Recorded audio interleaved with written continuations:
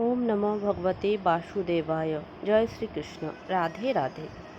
আগামী 14ই আষাঢ় 29শে জুন সোমবার বট সাবিত্রী ব্রত বা সাবিত্রী চতুর্দশী ব্রত। এই ব্রত সাধারণত এও স্ত্রীরাই পালন করে থাকে স্বামীদের দীর্ঘ জীবন ও মঙ্গল কামনার উদ্দেশ্যে। ব্রত পালনকারী স্ত্রীকে কখনোই বৈধব্য যন্ত্রণা ভোগ করতে হয় না। নানা রকম অসুবিধার কারণে এই ব্রত পালন করা সম্ভব নাও হলে মনে ভক্তি ও বিশ্বাস নিয়ে একাগ্র চিত্তে এই ব্রতকথা শ্রবণ করেও ব্রতের ফল লাভ করা যায়। ব্রতকথা।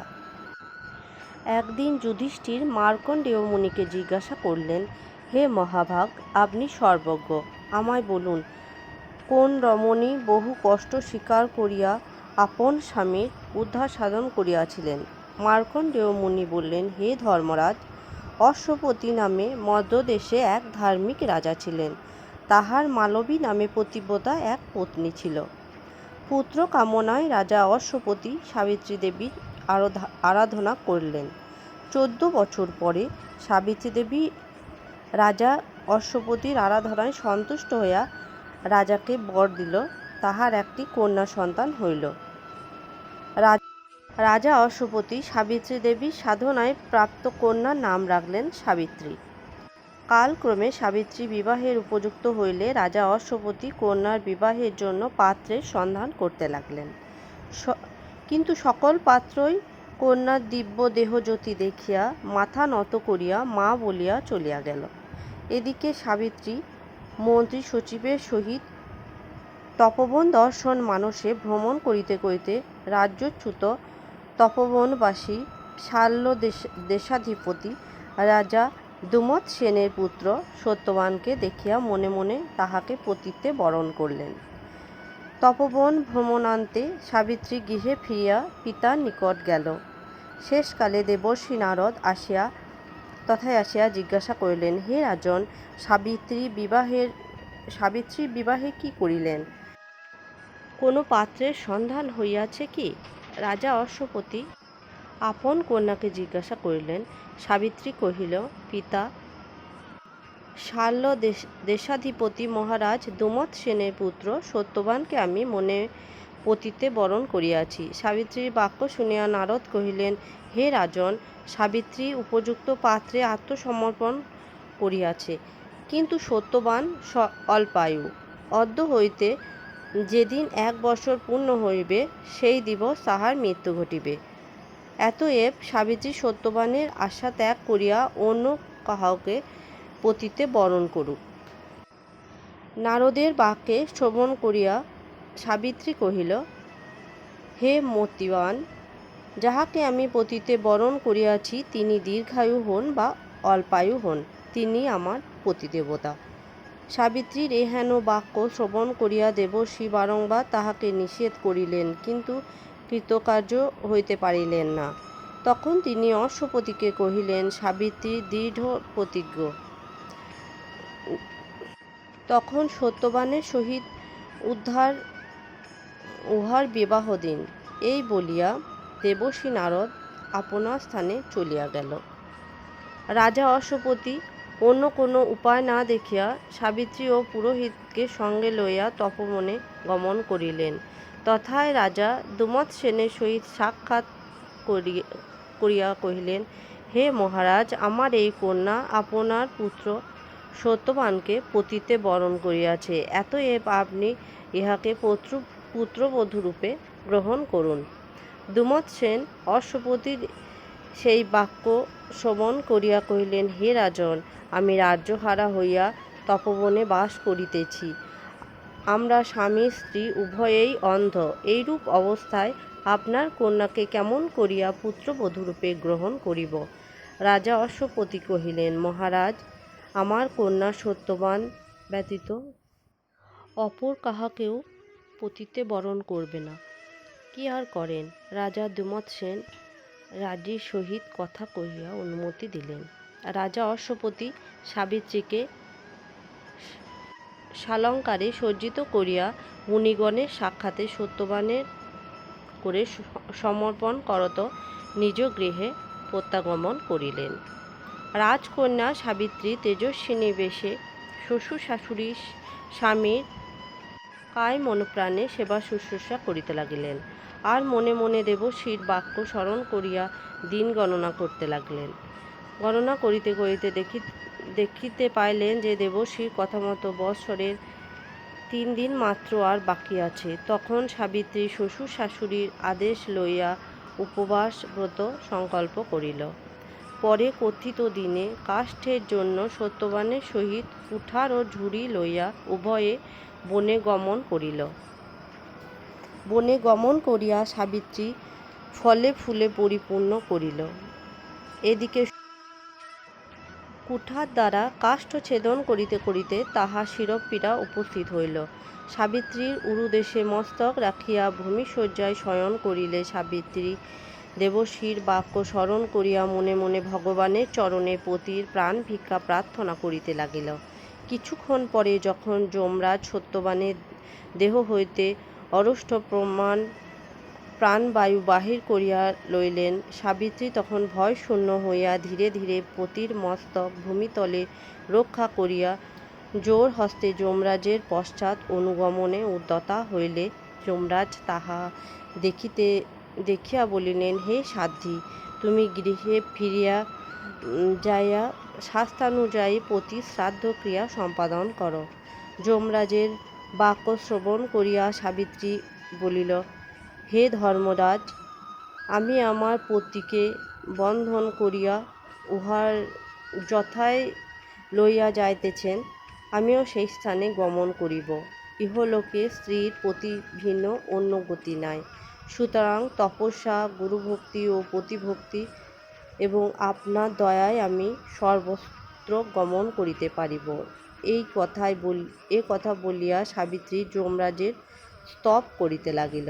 যমরাজ সাবিত্রীর বাক্যে সন্তুষ্ট হইয়া কহিলেন, সুলোচনে, তুমি সত্যবানের জীবন ব্যতীত যে কোনো একটি বর প্রার্থনা করো। সাবিত্রী বললেন, হে ধর্মরাজ, যদি আপনি প্রসন্ন হইয়া থাকেন তবে আমার অন্ধ শ্বশুর শাশুড়ির চক্ষু দান করুন।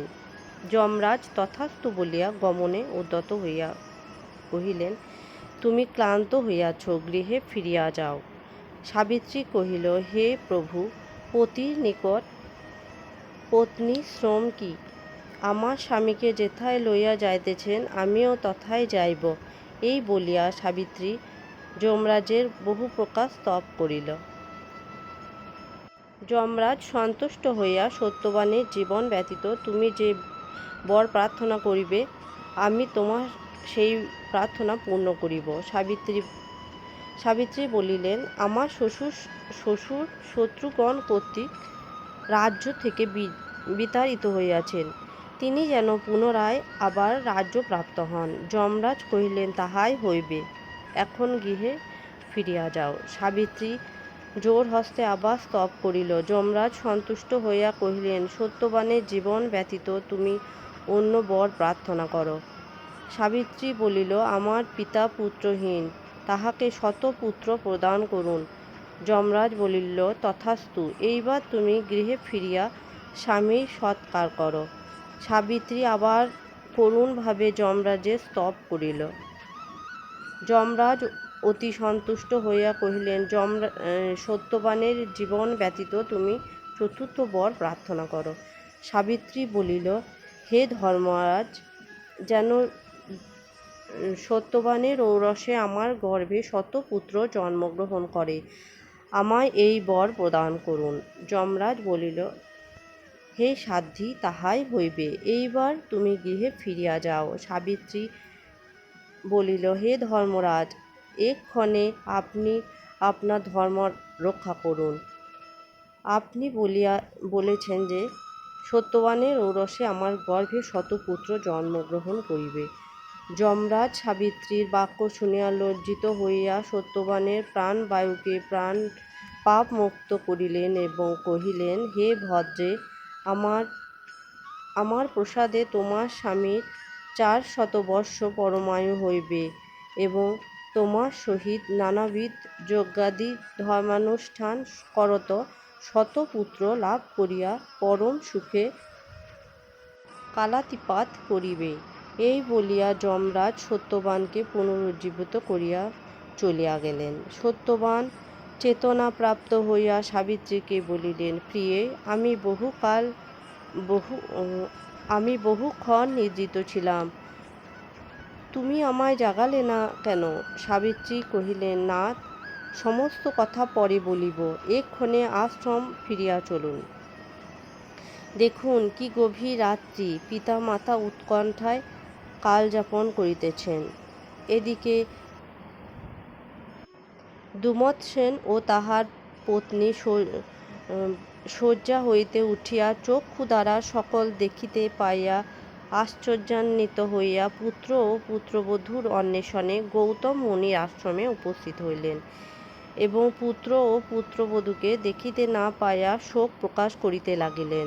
গৌতম মুনি রাজদম্পতিকে উপদেশ বাক্যে প্রবোধ দিয়া বলিলেন, হে মহারাজ, আপনি শোক করিবেন না। আপনার পুত্রবধূ সাবিত্রী দেবী যখন সত্যবানের সহিত রহিয়াছে, তখন ভয়ের কোনো কারণ নাই।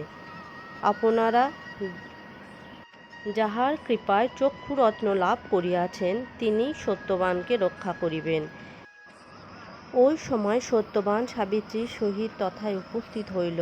সাবিত্রী ও সত্যবানকে দেখিয়া সকলেই আশ্চর্যান্বিত হইলেন। গৌতম মুনি কহিলেন, হে সত্যবান, তুমি এত রাত্রে কেন আসিলে?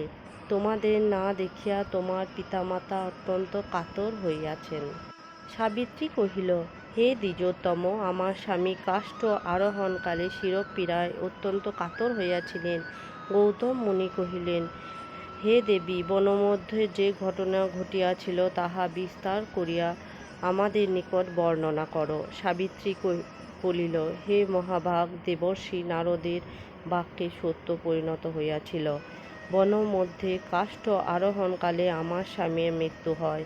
পরে আমি কাতর বাক্যে ধর্মরাজের অনেক স্তব স্তুতি করি।